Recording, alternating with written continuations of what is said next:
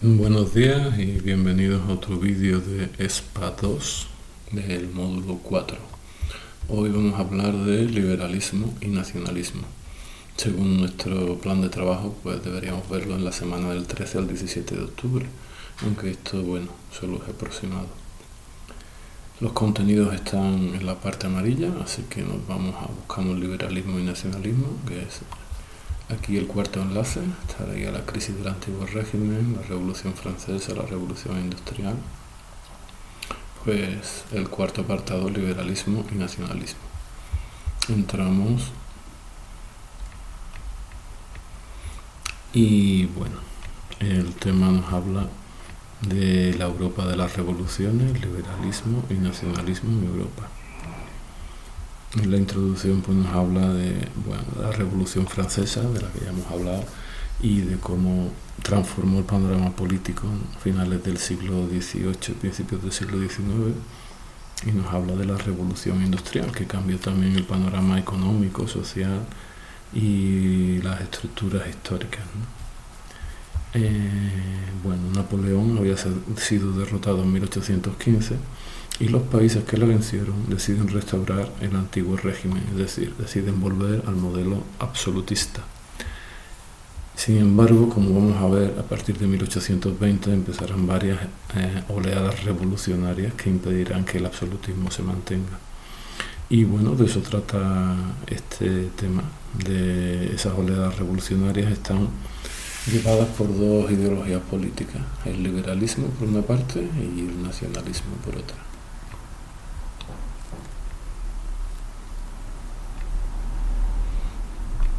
Aquí tenemos una representación del Congreso de Viena, es donde se reunieron las potencias vencedoras de Napoleón en 1815, con dos objetivos principalmente: evitar que se produjeran nuevas revoluciones y, por otra parte, impedir que se reprodujera una situación como la que se había producido con Napoleón, ¿no? Y ese imperio napoleónico tan potente que había dominado toda Europa occidental. Así que se traza un nuevo mapa de Europa, aquí lo tenemos, Europa en 1820, en el que se basa en dos principios. Por un lado, que las nuevas fronteras debían basarse en los derechos dinásticos, es decir, en los derechos que las familias monárquicas europeas tenían sobre los territorios, no en el deseo de los pueblos. Y en segundo lugar, mantener un equilibrio para que no se volviera a producir la existencia de una potencia tan potente como la Francia napoleónica. Por una parte, Francia perdió territorio, volvió a sus fronteras tradicionales. Las potencias vencedoras aumentaban sus territorios y se creaba una serie de estados tapón entre Francia y las principales potencias para evitar los conflictos. Estos estados tapón son los que tenemos aquí entre Francia y Prusia y el Imperio Austriaco. Serían los Países Bajos, Piamonte y Cerdeña. Todos estos territorios aparecen como, una barrera para evitar conflictos entre Francia y las otras potencias, especialmente Prusia y el Imperio Austriaco. Y se vuelve a las monarquías absolutas. El siglo XIX, sobre todo la primera mitad, va a ser una lucha entre los absolutistas, los que piensan que hay que volver a que todos los poderes deben tenerlo el rey en su mano, y los liberales, que piensan que hay que limitar el poder del rey, que debe haber una constitución, la propiedad privada, la separación de poderes, la libertad de expresión, que en aquella época se llamaría libertad de imprenta.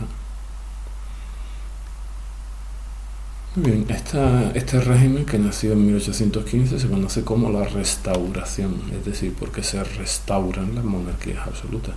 Sin embargo, como dice el tema, la Europa de la Restauración no duró, porque a partir de 1820 vamos a tener varias oleadas revolucionarias.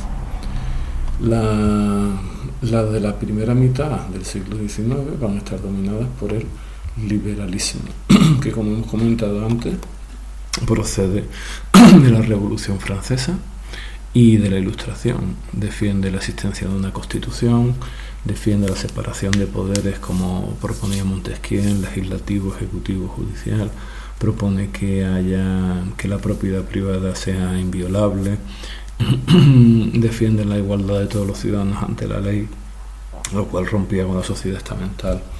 Dentro del liberalismo político pues va a haber corrientes, ¿no? Igual que hoy en día los votantes de un partido, dentro de un partido hay corrientes, ¿no? Unas corrientes más moderadas, así podríamos llamarlas, y unas corrientes más radicales. Dentro del liberalismo pues va a haber un liberalismo moderado que defienden el sufragio, es decir, la votación, pero el sufragio dentro de un censo. Ese censo es una lista de los propietarios que pagaban impuestos, es decir, solamente podrían ejercer su derecho al voto aquellos que están en ese censo, de ahí el nombre de sufragio censitario. Y después va a haber un liberalismo pues más progresista, o también podemos llamarlo democrático, que va a defender un sufragio universal masculino. Todavía el hecho de que las mujeres voten no se contempla. En la segunda mitad del XIX, esas revoluciones van a tener un tinte nacionalista.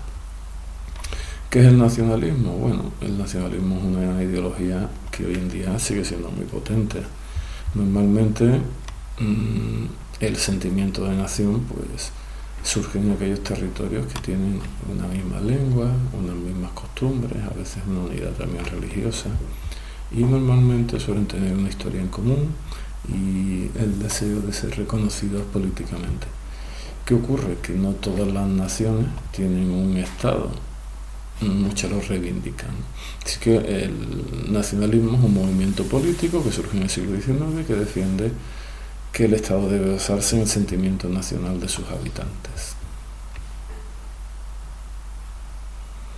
Bueno, otra ideología que va a surgir en la segunda mitad del siglo XIX será el socialismo. Esta ideología está relacionada con la revolución industrial y con las malas condiciones que tenían los obreros. No hemos hablado de ello, pero los obreros tenían jornadas muy largas, salarios muy pequeños y las condiciones de vida y de trabajo eran muy insalubres.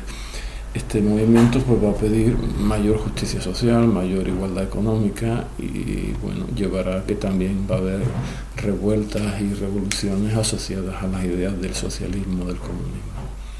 Bueno, las actividades de aquí en la parte inferior recomiendo que se hagan porque el examen después se basará en ello.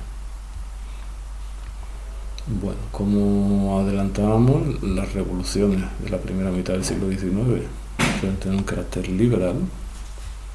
Eso no quiere decir que no tengan también algún elemento nacionalista, y las de la segunda mitad del siglo XIX pues están dominadas por el nacionalismo. Aquí tenemos pues un cuadro de Eugène Delacroix que muestra un movimiento revolucionario y aparece pues la libertad como una alegoría. Se materializa una mujer con la bandera de la Francia revolucionaria, el gorro frigio, y todos siguiendo la libertad, enarbolando la bandera.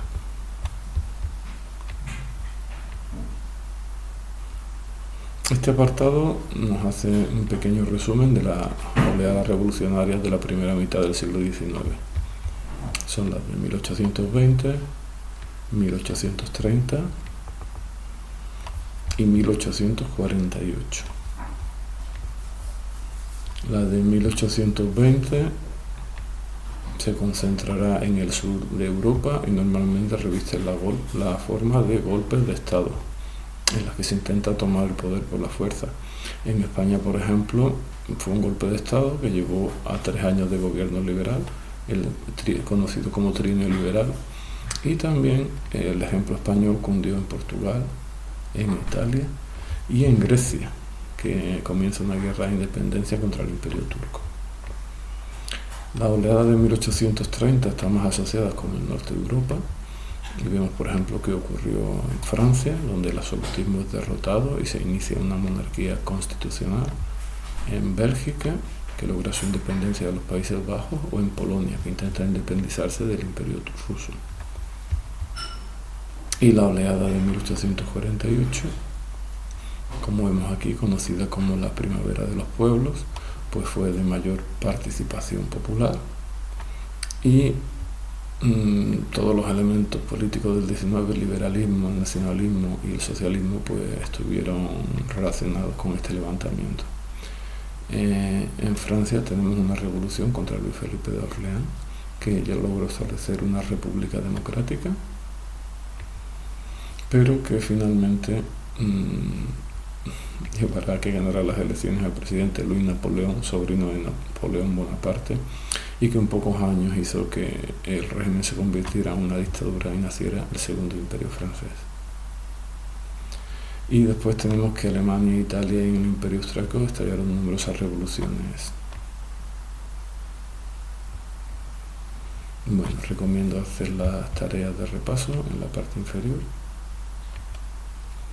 Y para terminar el vídeo está este apartado sobre la unificación. Hay dos naciones que se unifican en el siglo XIX, que estaban separadas en distintos reinos, que son Italia y Alemania. Italia estaba dividida pues, en el reino de Piamonte, los estados pontificios en manos del Papa, el reino de Nápoles y Sicilia. Bueno, pues en la segunda mitad del siglo XIX va a aparecer un movimiento fuertemente nacionalista que va a unificar Italia. Este proceso abarca entre 1859 y 1870, podríamos decir entre los años 60 y 70 del siglo XIX.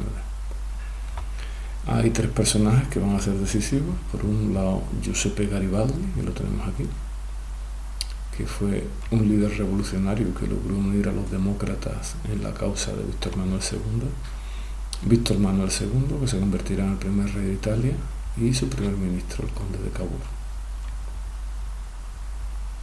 Y como vemos, también Alemania también se unifica por primera vez en la segunda mitad del siglo XIX, en unas fechas parecidas a las de Italia, entre 1866 y 1871. La iniciativa en este caso la va a tomar el rey de Prusia, que es Guillermo I, y su primer ministro, Otto von Bismarck. Aquí tenemos a la izquierda a Otto von Bismarck, primer ministro de Guillermo I. Guillermo I, que se convertirá en el primer emperador alemán. Y que llevó también un enfrentamiento, unificación llevó un enfrentamiento militar con Francia en 1870-1871, que produce que Francia es derrotada, y curiosamente es en el Palacio de Versalles donde se constituye el Segundo Imperio Alemán. Bueno, aquí tenemos el mapa muy parecido al que teníamos antes de la restauración, pero con dos grandes unificaciones, la unificación italiana y la unificación alemana en el mapa. Y bueno, este mapa, como dice el subtítulo, es el que nos va a llevar a la Primera Guerra Mundial, en vísperas de la Primera Guerra Mundial. Muy bien, pues hasta aquí hemos llegado. Un saludo, hasta luego.